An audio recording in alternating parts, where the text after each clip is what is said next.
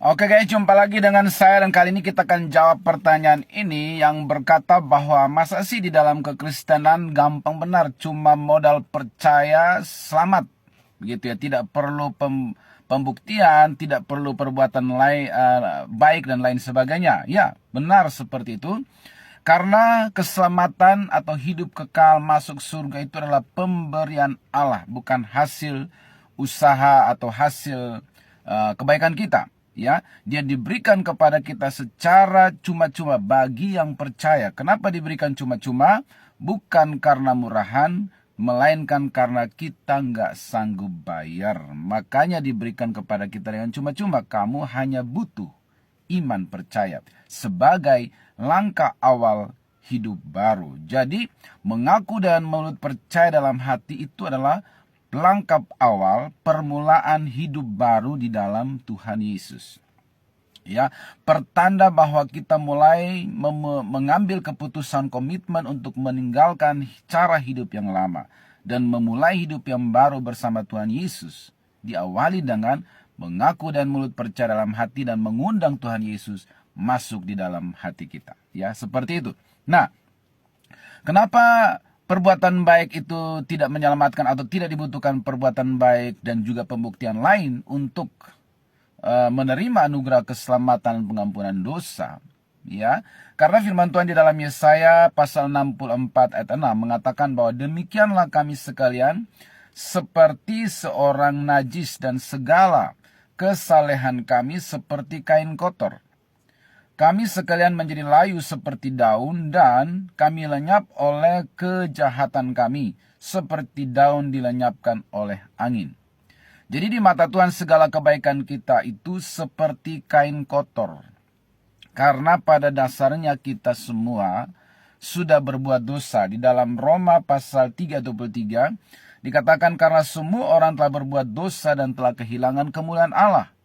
Maka orang berdosa perbuatan baiknya itu di mata Tuhan itu adalah seperti kain kotor. Jadi dosanya harus dibereskan dulu, minta ampun dulu, dibenarkan dulu. Baru apa yang akan kita buat itu menjadi berarti diperhitungkan di mata Tuhan. Saya kasih contoh. Oke, misalnya Anda berhutang 100 juta kepada seseorang dan kemudian Anda tidak bisa membayar dan terancam dilaporkan dan dipenjarakan oleh orang tersebut. Kemudian Anda mulai putus asa, stres, depresi, ya sudah berusaha dengan berbagai cara tapi tidak bisa membayar hutang itu. Lalu saudara ketemu saya, ya kebetulan saya bermurah hati, saya baik hati, kemudian ada pula duit saya lebih dari 100 juta, misalnya begitu ya. Kemudian saya merasa belas kasihan, tergerak, kemudian saya bayarin hutang Anda 100 juta. Anda pun kemudian bebas dari hutang itu dan tidak jadi dilaporkan dan tidak jadi masuk penjara. Karena apa?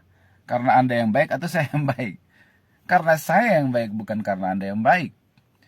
Ya, sekalipun Anda sama tetangga itu baik, suka berbagi makanan, tetapi itu tidak membantu menghapuskan hutang Anda yang 100 juta.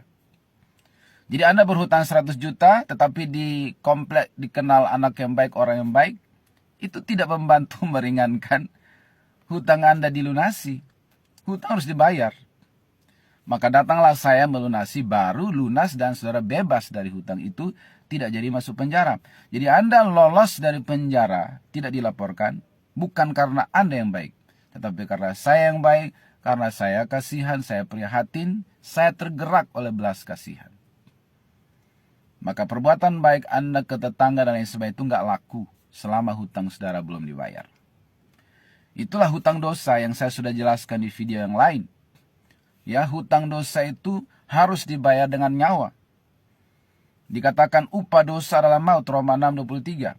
Upah dosa adalah maut. Siapa saja yang berdosa pasti mati masuk neraka. Satu dosa saja sudah cukup untuk melemparkan kita ke dalam neraka. Adam dan Hawa tidak berbuat banyak dosa, hanya satu dosa. Dan mereka ditendang keluar, diusir keluar dari Taman Eden. Karena betapa sucinya Allah. Jadi kalau kita diselamatkan itu hanya karena Tuhan mengasihi manusia. Karena begitu besar kasih Allah ke dunia ini. Sehingga Ia mengaruniakan anak yang tunggal supaya setiap orang yang percaya tidak binasa melainkan beroleh hidup yang kekal. Karena faktanya kita orang berdosa, kita tidak bisa menolong diri kita sendiri dengan kebaikan. Seperti contoh hutang tadi. Kita hanya diselamatkan karena Tuhan yang baik, bukan karena kita yang baik. Semoga membantu. God bless.